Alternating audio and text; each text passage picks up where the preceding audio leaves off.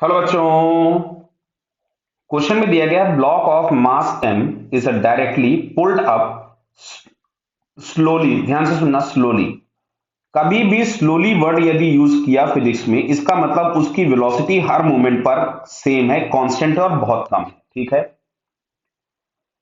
समझ में आ रहा है? स्लोली का मतलब काइनेटिक एनर्जी में कोई भी चेंज नहीं होने वाला है। काइनेटिक एनर्जी में कोई चेंज नहीं होने वाला है तो वर्क एनर्जी थ्योरम जो हम लोगों के पास बोलती थी कि वर्क एनर्जी थ्योरम बोलती थी W net is equal to change in kinetic energy, जो कि इस क्वेश्चन में नहीं होने वाला है। तो W net is equal to आपको मिलेगा 0। चलिए आगे पढ़ते हैं क्वेश्चन में।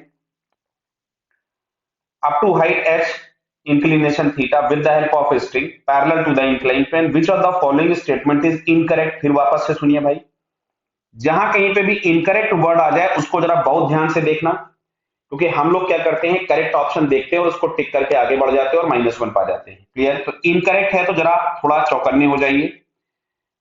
बराबर है block when it moves up from the bottom to top of the incline. Clear है? तो चलिए अब इसमें क्वेश्चन पूछा गया है विच वन इज इनकरेक्ट।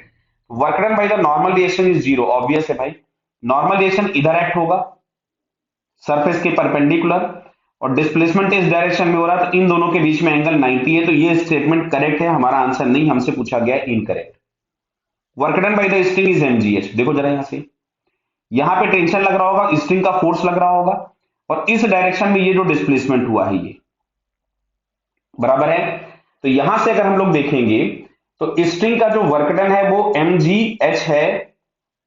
जो भी एनर्जी में इसके चेंज हुआ है वो इस स्ट्रिंग के फोर्स की वजह से ही हुआ है।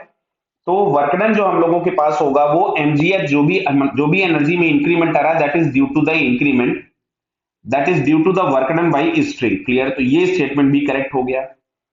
Work done by the gravity is mgh, ये गलत हो गया। क्यों? ग्रेविटी नीचे लग रही है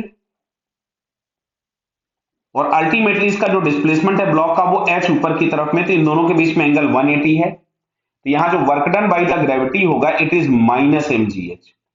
बराबर, तो ये स्टेटमेंट गलत हो गया और हमसे पूछा गया था गलत कौन सा है, तो सी आंसर हमारा हो गया। Net work done by the block is 0। ये मैं आपको पहले ही बता चुका था कि नेट वर्क डन 0 होने वाला, तो ये स्टेटमेंट भी करेक्ट है। इनकरेक्ट स्टेटमेंट के नाम पे C, so C is the correct answer. Okay बेटा, ऑल द बेस्ट।